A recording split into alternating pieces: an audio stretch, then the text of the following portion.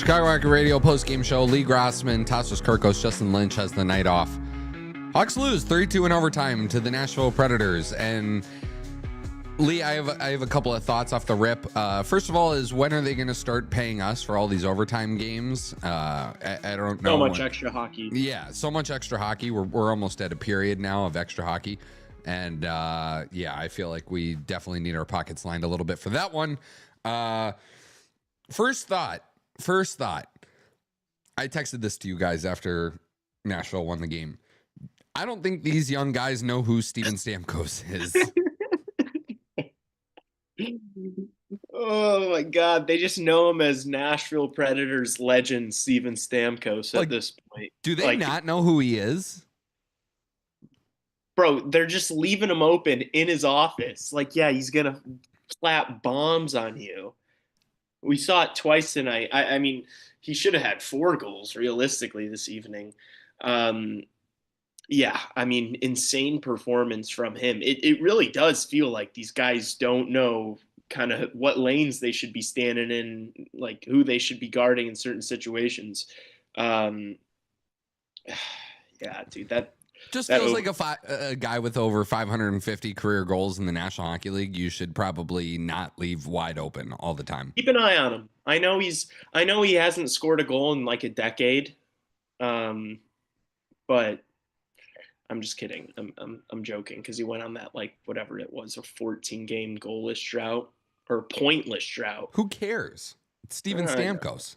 I know. But yeah, he ate us up tonight, man. I mean, he cooked the boys. So you would have thought that in overtime, after he had the 2 and then the disallowed goal, that they'd be like, all right, this guy's probably going to be shooting when he comes into the zone. He was wide open. That was a sick overtime goal from their perspective, though. Yeah, if you're a Preds fan, that's great stuff, man. That's probably what you wish you were seeing from game 1 of the hockey season here. Yeah. That's the thing, dude. I'm not gonna lie, right when they scored, I was like, fuck this team. These guys are so poverty. Like, congratulations. You won in overtime. Where is your franchise headed? What's the plan? Is this team gonna be a winning team next year? All right. Best of luck. They didn't sell much. They're running it back next year. We'll see how it goes for them. I know you've said on the show that you think that could be a lottery team next year. No. I don't just think it's a lottery team. Also, apologies for my shoddy Wi-Fi tonight. I don't know what's going on over here in the studio. That's going to be the worst team in the NHL next season. Really? Yeah. I think San Jose is going to be worse, but I don't. I think San Jose is going to be worse, but I could see them being just as bad. The thing is, though, like, they have so much NHL talent. They just, like, they can't put it together for some reason. Like, they do have a lot of talented players that there are a lot of teams around the league would like certain guys on the squad right now heading into the postseason.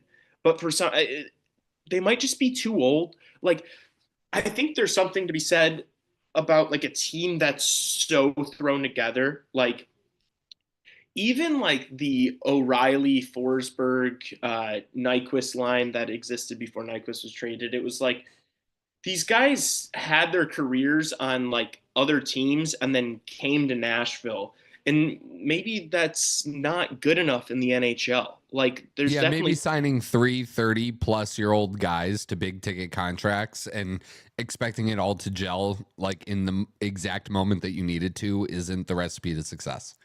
Is it? Now, I'm not saying it is. I just want to hear your opinion on it. Is it a cautionary tale for the Blackhawks to not just go out and sign whatever big FAs they can? Well, I think it's a cause of signing the right ones, you know? Mm-hmm. Just because, like, Marchessault's been good. Stamkos hasn't been a fit there, clearly. And I don't know, you just all expected it to gel into, like, a conference winner. And there's just so much more that goes into that than, you know, Stamkos and Marchessault and some of these guys that, yeah, man, I don't know. And I'm getting flamed in the chat for calling them the worst team in the league because I'm forgetting about, like, Pittsburgh and Boston and whatever. I just think that any teams with Chat shouldn't act like that's a fucking like disgusting take. I'm Like sorry, this but team is any team atrocious. with like Pittsburgh is terrible, but any team with Sidney Crosby isn't going to be the worst team in the NHL. And same thing with Boston. You know, I expect Swayman to have a bounce back season next year, and David Pastrnak, obviously. And the thing about the Bruins is they're not going to accept being bad for very long. Like they probably are going to go into the summer with the expectation of this being more of a retool than a rebuild. Whereas, like, if I were an opposing GM on another team, Nashville is number one on my list as far as like, hey, I'm going to give this guy a call and absolutely fleece him, as in Barry Trotz. Yeah. Yeah, that's probably true. I don't think that we can like jump to conclusions and say that like Boston and Pittsburgh. I do think Pittsburgh is going to be pretty ass. I've been a Pittsburgh hater for a while, I won't lie. But like I don't think, I mean, we saw Boston win today, like handily against Tampa Bay. I don't think Boston's going to completely just shit the bed because, as you mentioned, they still got a decent defense core, and then they've got Jeremy Swayman, who has not been amazing this year, but like we know what that guy can do. I think he'll have like a kind of like a how the Blackhawks goalies have performed. Like he might take a lot of shots, but I think it'll be like a bend don't break from the Boston Bruins next year. I don't think they're going to be like bottom two, bottom three. But I don't know, this Nashville team. It's just like there's so much more to a team than just like the individual players. Like it's so much about the culture and guys being there for extended period of time and like leadership. And when I say leadership, like obviously Nashville has like leadership because they have a ton of veterans, but it's like you don't have like Roman Yossi and Forsberg, I guess, are the only guys who have like been there in Nashville, doing it in that city for a while with that team. Um, it feels so, too thrown together. I remember thinking that at the beginning of the year. I did say that I thought they'd be able to make the playoffs this year, but I was like, I could see them having troubles early on just because you can't just throw guys together, man. It takes a lot of time, and I don't know. I think they're probably hoping that the team is more compelling next year and that they gel after a whole season. But it's like I don't know how you can go through this atrocious of a season and be like, we're gonna we're gonna be just fine next year. Like I don't know Oh how no, that definitely not. doesn't affect the mentality of the players, right? Yeah. The only other Nashville thought I have is I'm glad we don't have to watch this hockey team again. Yeah, thank God. Yeah. The game like tonight, honestly, like I know it was a 3-2 over with that. It felt like a boring game to me. Oh yeah. Um, Oh yeah. like not really compelling. We were losing for a lot of it. It started early. They were kind of all over us early, but I don't know. It was just like not a ton going back and forth. There aren't really like when these guys play each other, it's not like a whole ton of narratives. Like I was thinking about that during the game tonight. Like I'm watching this Blackhawks team still because like we're trying to come out of a rebuild and we have a ton of young, talented players that are worth watching just for like development purposes. But like, if you're a Nashville Predators fan, what are you still going to games for these last like 20 games of the season? Like, what are you watching this team for? No, I have no idea, to be honest with you. So it's just like it's not really a compelling game. And yeah, I'm with you. Thank God we're done with these guys. All right, can I give an overtime take, do a little negative talk? Please. So I talked to Justin yesterday, and obviously Connor Bedard gets the overtime winner, and he spent a minute and a half out on the ice before the overtime winner last night. And I talked to Justin, and I said, you know, man, like as good as that was, there exists an opportunity where, or there exists a possibility or a world where that puck just as easily ends up in the back of your own net as opposed to Connor Bedard scoring the winner. And he does the same thing again tonight, stays out there for over a minute and a half in overtime. And then Frank Nazar gets a little too cute with it and stays out there for a minute and a half plus himself and then gets cooked for the overtime winner.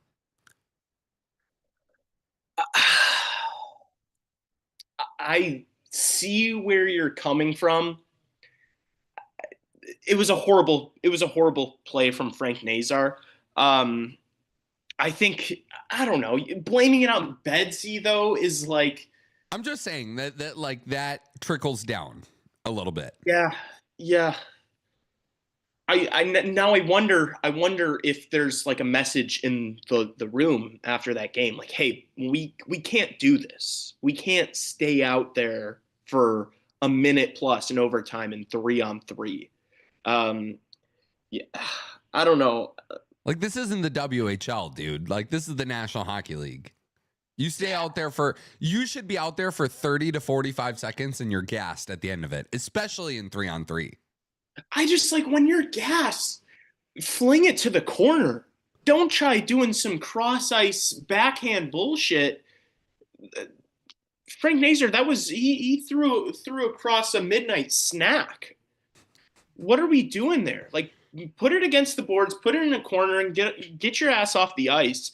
It was a horrible play, unfortunately, especially after the sick penalty shot goal he had last night. And honestly, I thought that line, the Nazar Bedard Doc line, played really well tonight. I like that line a lot. That's a play that just puts a sour taste in my mouth because it was an atrocious turnover, and then he's completely gassed and he's not able to guard anybody defensively. And then here comes Steven Stamkos. But that's what happens when you stay out there for a minute and a half. Yeah, I don't know. Can we make a rule that only Betsy can do it, or should we not allow him to do it either? But even still, like, yeah, I get it, but like, even still, you're saying like, it bleeds. You're saying it bleeds into the rest of the group. If they all look up to him, yeah, right, yeah, so and you got to assume they do. Yeah. All right, that was my overtime talk. Let's get into the game a little bit. I thought the first goal, good low to high by Connor Bedard, good on Doc, creating some traffic in front of the net, getting a screen in front of Eustace Annanen, and Alex Vlasic gets the goal there. I thought that was a good play. Yeah, it was a couple of like pretty nifty plays from Bedsy and co right before that. That got me on my feet. I just sorry, Justin put in chat that Donato's more at fault for the overtime goal because of the bad change. And I don't think that's true at all. That was a atrocious turnover from Frank Nazar. He was gassed. Donato was obviously going to get off the ice there because he was right by the bench. Frank Nazar was in no man's land. He got caught out. I'm not putting that on Donato. Anyway, yeah. It was a nice goal. There were a few plays that I don't know. Colton Dock, I think, could be like the perfect piece for that line, just because he's kind of like a bit of, we talk about on the show all the time, the sandpaper guys. We kind of say that like half tongue in cheek, joking about like Pat Maroon and stuff, but like, as I was educated about Colton Dock's height being 6'4" at the live show at Midwest Coast Brewing the other day, that's a big boy, and he kind of played like it tonight. And he can find himself a role in this league if he's able to do those things, like grind in the corners and get to the front of the net, which he did tonight, and he did on that goal. So, I mean, cool to see him get an assist and Bedsy get one too. I thought it was a sweet goal, especially just because it's like all the young kids combining. I don't know. It gets me on my feet. I want to see more out of these guys through 60 minutes, through all three periods. Yeah. I like it just because, more offense from the back end too. I think that's like 6 goals in the last 7 games from defensemen. Yeah, I thought that was good. And then the Hawks do the Hawks thing of like letting in a goal immediately after the fact. And, goes back to the Stamkos conversation of like, I know he isn't having the best season in Nashville, but maybe don't give him an open lane to like fire a puck on Arvid Soderblom. That might be a good idea. I think maybe that's something these guys should be thinking about. I do. I like your point just about it's not even just defensemen getting in the rush. It's about defensemen like shooting the puck, because like if these guys just start letting it go from the blue line, you're gonna force these forwards to have to get near the net. You're gonna force them to have to try to take vision away from the goaltenders, which are like the habits we've been like screaming for these young players to kind of develop.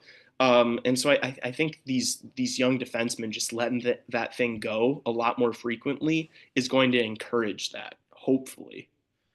Yeah, I agree. And then the second Steven Stamkos goal, just a brutal giveaway from Nick Foligno. That it's just like, dude, rim it around the boards, brother.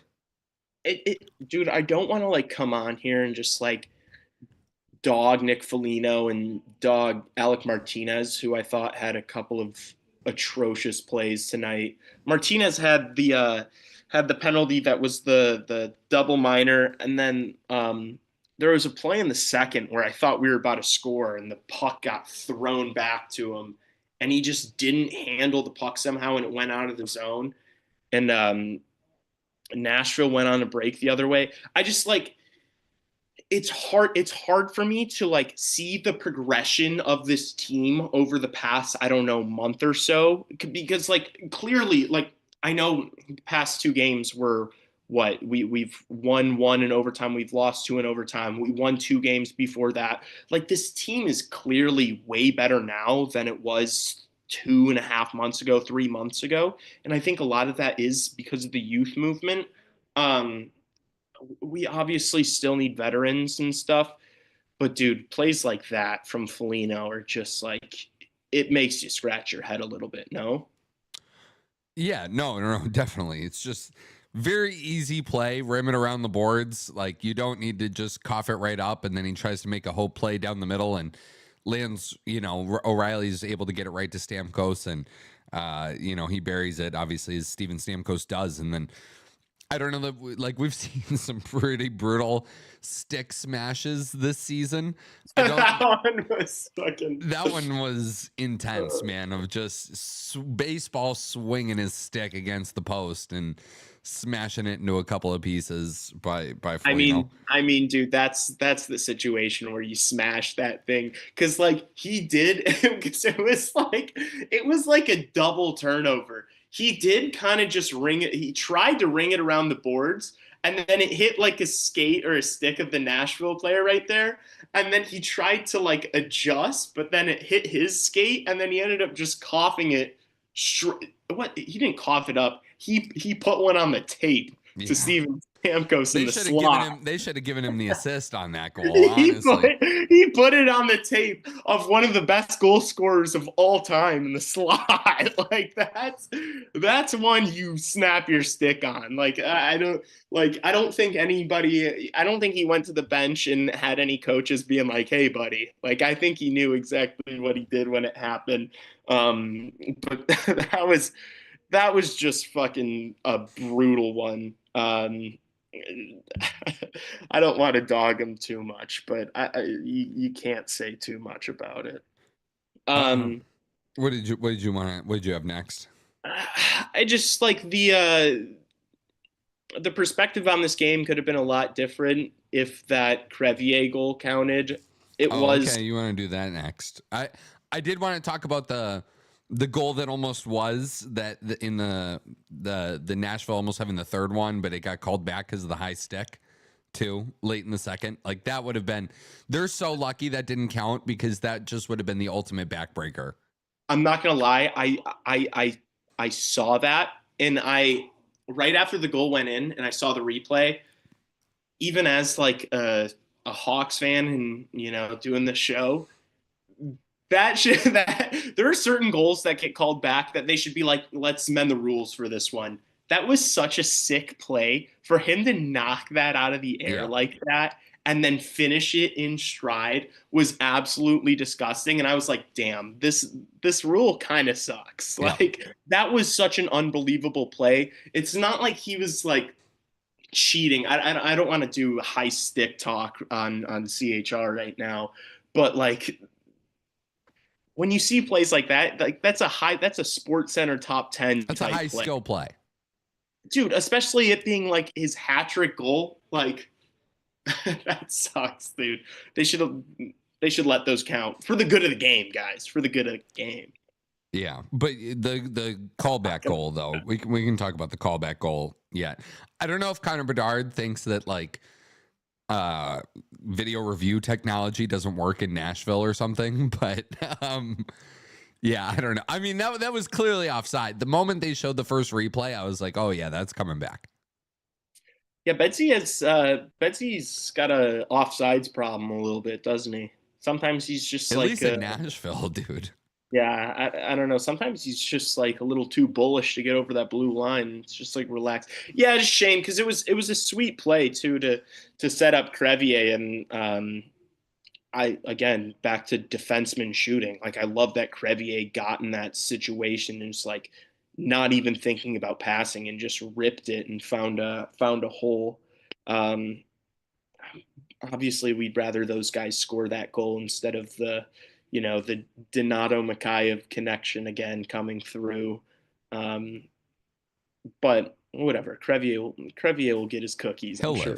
He'll live. Yeah, well, I'm not too sure he's gonna get his cookies. I think that might have been. That's what I was thinking. Like, were guys on the bench being like, "Don't worry, buddy, you'll get yours," because it's like He might not. Yeah. I mean, I think he's an NHL defenseman, but you never know how things pan out. I'm trying to think. What else do I have here? Oh, Bedard fanning on that shot earlier in the third period. Like, Well, I know he found it last night a little bit with like the assist, and he had a couple of points tonight. The overtime winner last night, he had a couple of points tonight. But him fanning on that shot, and then Are you talking about the one on the power play that went right across the crease and he missed? Or are you talking about the one that he handled like basically right on the side of the slot and then didn't shoot for some reason, pump faked? No, I'm trying. I don't remember. I didn't think it was on the power play. It might have been on the. It was at the start of the third period where him and his line, they do like a nice passing play with each other, and he's off to the left, and he just gets it, and then he fans on it, and he stays hunched over his stick for a second, and then Philip Forsberg comes up to him and like yes, they talk a little bit afterward. Dude, I didn't even think he fanned on that. I honestly thought he like tried to look for a pass because he had the wide open net. And maybe he did fan. I guess I didn't. I was pissed off and didn't even see the replay. I thought he just held it and looked for a pass and then got it back. And then he tried to shoot that puck. It's like, dude, you gotta fucking rip that thing home. He also had an opportunity on one of the power plays in the third where the puck came from Bertuzzi straight across the crease, and he tried to do kind of like the Bertuzzi, like get down super low and smack that thing in the back of the net, and he completely fanned. Not his night, low key, because he had those two grade A goal scoring opportunities that he wasn't able to convert on, and then he had the assist to Crevier get called back. So kind of just like a bummer of a night for him after a little bit. He did get his points. He did get his points though. I will say, I just thought when he fanned on that shot that it was like, man, like that's one you got to bury a little bit. And when he stayed hunched over on his stick for like a good 10 seconds after the fact. And that to me is like, even though the points are coming for him, it's like, oh, he's still a little bit in his head. Yeah. And how can you not be, dude? Like he definitely has been like thinking about it. We've played the clips on our show. Like the media questions are like, what's going on? What's different right now? Why aren't you scoring? How does that not, like, that shit would get in my head, and I'm a 25-year-old man. Like he's a 19-year-old. Yeah. It's one of those things that he's just gonna have to get past and just not let that kind of stuff affect him and just bury those opportunities like a machine. And I have no doubt in my mind that he's gonna get there. Like this is not at all any sort of, I know people in chat, especially our friend Mr. B Hawks memes, does not like the Bedard slander. I'm not slandering him. It's just like this is talk. Like this is the kind of talk that needs to be done when somebody's the most important player on your team. Absolutely. Yeah. I think it's important. A couple of things I'd like to talk about. We didn't score on the peeper, but I thought that the last one was kind of meh. But I thought the first two power plays were really good. Speaking of Bedard, he had a couple of nasty moves along the wall, just like getting out of some of the tightest corners and tightest areas And it's like, oh my God, dude, we have the 7th best power play in the league right now. Just like wait until Bedard is like, I just see so many parallels between Bedard and like guys like Patrick Kane and Nikita Kucherov. Like just the way he kind of operates on the power play. He just does these little moves that are like so like minor, just like little head fakes, and he throws Deception guys off. moves. It's exactly so deceptive and gross. Um, it gets me fired up. I thought we had a few good opportunities. That was like a lot of my notes was like on the first couple peepers, just not able to find the finishing product. Um, but I don't know, dude. I guess that's kind of tonight was like a pretty overall boring, not the best performance from the team, but the progression is there to where it's like even on a bad night like this, we lost in overtime. Like if we performed like this earlier in the year, it would have been a 6-2 loss. So I don't know. I like to see the progression for sure. And then how'd you feel? I know you do not love the fights after big hits, but Oh, I'm no, not no, gonna no, no. lie. I have that in my notes, buddy. Okay, Yeah. because that got me fired up personally. So, first of all, Frank Nazar gets absolutely crunched. Just Label. absolutely crunched. And credit to Colton Dock for like going in there and stepping up for his teammate. And it doesn't look like it, but he actually gets a good few in there before falling down on him. And yeah, I don't know. That's 3 fights in 2 days for this Hawks team. And I love it, man. Like I love that. I love that, like especially it being one of the young players and it being him. Like I was texting my parents during the game, and it's like when I see Colton Dock, this is a kid that knows exactly what he needs to do to have a Mm-hmm. career in this league. Like straight up. Like I promise you, he, growing up and then like in juniors and throughout his whole life and in young career, like he was probably one of the most talented players and was able to do this and do this offensively. But it's like he's gotten to the league, he's gotten to this Blackhawks team, and he's like, no, I know my role and I'm gonna go out and do it. And dude, like that is the perfect archetype for what we need to be successful. We can't just have all these small, undersized skill guys. We need dudes that are going to go and fuck you up in the corner and drop the gloves when you land a clean hit on one of your stars.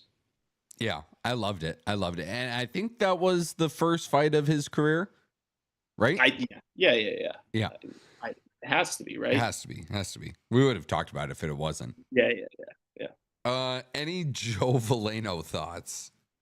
So start of the game, I was like, I'm keeping an eye on Joe Veleno pretty early on because Nashville came out and dominated us for like the first 10 minutes. Like shots were like 10-2. And then that fourth line came out, and actually, I think they had like the first good shift of the night for the Hawks, where they possessed the puck for a while in the O zone. He had a shot, threw a couple hits. I think Reichel had a shot too on the shift, and I was like, "There we go." And then it kind of felt like they disappeared for the rest of the game. Although I will say he looked very good on the penalty kill. Yeah.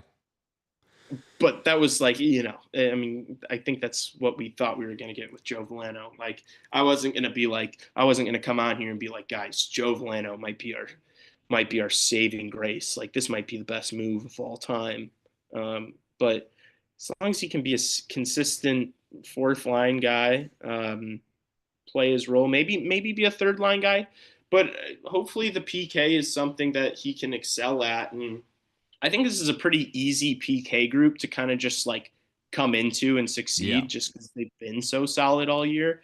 That it's probably not super hard to like come in and, just fit that piece of the puzzle. So if they can get value out of him there, that's great. My like funny point about Joe Veleno is that he looks like an unfinished Tyler Bertuzzi, where he's like maybe a little bit faster, like kind of speeds around out there, but other than that, he's just gonna beat it into a square. And not really have a ton of finish into his game, but I hope I'm wrong. I really hope I'm wrong. And obviously he plays center, so he does something. It was funny. The Hawks had like 6 guys tonight. If you looked at the box score, according to NHL.com, they had like 6 guys that were listed as centers, and then like 5 guys that were listed as left wings, and then only 1 dude that was listed as a right wing, right? Dude, I'm seeing in chat that like we need help at center and stuff. We got Jason Dickinson next year. We got Joe Veleno now. Lucas Reichel has played center all year long. We're obviously extending Ryan Donato, who's played center a lot of the year. Connor Bedard's supposed to be our first line center. We also drafted Frank Nazar as a center. Oliver Moore is supposed to be a center too that we drafted. We've got like 8 centers next year. It's just, are any of them, it's not that we need help at center. We need 4 of our centers to be good at the position. And they need to come in and like take over. But I think we got a lot of options there. It's just like, who's going to fucking win draws and be defensively responsible? Can I also say something too? Yeah. Dylan Cousins looked really good in his first game as an Ottawa Senator today. Dude, I still haven't watched the highlights. I saw that Brady had an overtime winner, but Dylan Cousins looked really, really good. Dude, that squad is going to be pretty good. Maybe it would have been nice to get him in a Blackhawks uniform. Just what would we have sent the other way? Doesn't matter. Doesn't matter. I don't know if we. It's not about doesn't matter. I don't know if we. No, they wanted NHL players. They wanted like what they got, Josh Norris, but still they wanted a reshuffle. But the only other thing I had, good play by Murphy to keep it in on the goal by Mikheyev. Like, good play to keep it in, get it back to Donato. Mikheyev has 4 goals in his last 6 games too. And then the Hawks, I don't know what it is about this Hawks team, man. Like, not just like giving up goals after scoring, but just like the grade A, like Nashville had that 2-on-1 where Cole Smith like rings it off the crossbar right afterward. And yeah, it's just like they get back in the game, or they tie it up and they score a goal and they take their foot off the gas. It's frustrating. We've kind of, it's boggled our minds all year. I know we've talked about like, is it a team thing? Is it a coaching thing? I'm not really sure. You would think that they would, after they score a goal, they'd be like, hey guys, this has happened 60 times this year. Maybe let's not let it happen this time. But they don't, regardless. I also think that Mikheyev, Donato, Teravainen line good. Is unfortunately the best line on the team by like a minute. And it's like, at what point, especially like we extend Donato, those guys are all going to be together next year. Is that just going to be our first line next year? And then we're going to have, you know what I'm saying? Like, that's our best line. That pass from Donato on the Mikheyev goal was disgusting. Like, Ryan Donato's been our fucking best player, dude. I'm just like, if we can get to a point over the next couple years, next year, ideally, where that's our 3rd best line, we're sitting pretty. Yeah. But I think we're several free agent signings away from that being the case, unfortunately. Yeah, maybe a Gavin McKenna away from that. Yeah, Gavin McKenna and a Mitch Marner and Michael Misa away from that being our 3rd best line. Okay, but, like, I don't want to do Leafs talk on CHR, but have you heard that? Like, have you heard all this Rantanen stuff with the Leafs? Dude, I heard that Rantanen was trying to go to Edmonton. Yes, but I also heard 2 things pertaining to the Leafs, which also pertain to Mitch Marner, which also in essence pertain to the Hawks. Yes, I did hear this. So Nick Kiprio said on his show that the Leafs offered Minton, Cowan, and 2 first-round picks for Mikko Rantanen, and that he would have extended in Toronto. And then Chris Johnston said on his show today that the Maple Leafs offered Mitch Marner for Mikko Rantanen, and that Mitch Marner, when approached about waiving his no-trade clause, said no.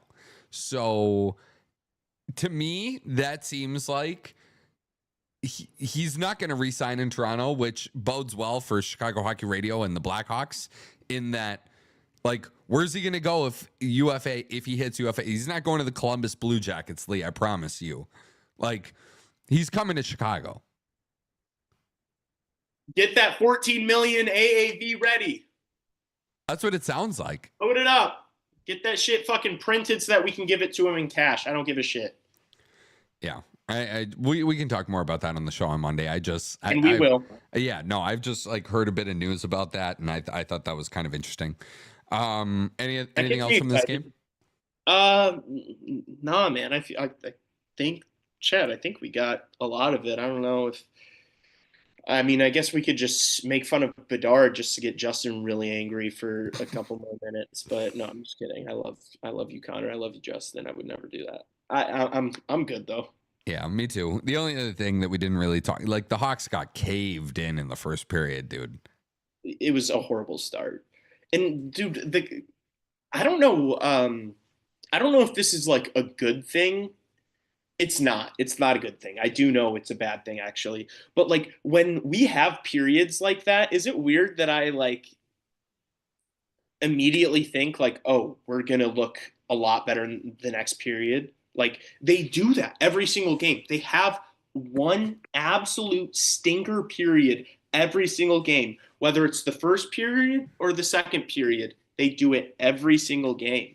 And it's kind of frustrating, but I won't lie, I did bet Arvid Soderblom over 27.5 saves tonight. If you guys have been watching the show. How is his over under for saves not like 32.5 no, every game? You don't understand. The book is putting these fucking goalies at 27 to 28. Lee, you should put like $1,000 on it next Bro, time. I've been betting it. I need to actually start putting serious units on it. The problem is that next game I'm going to hammer it and the other team's going to have 26 shots on goal, and then I'm going to be like, not doing this anymore.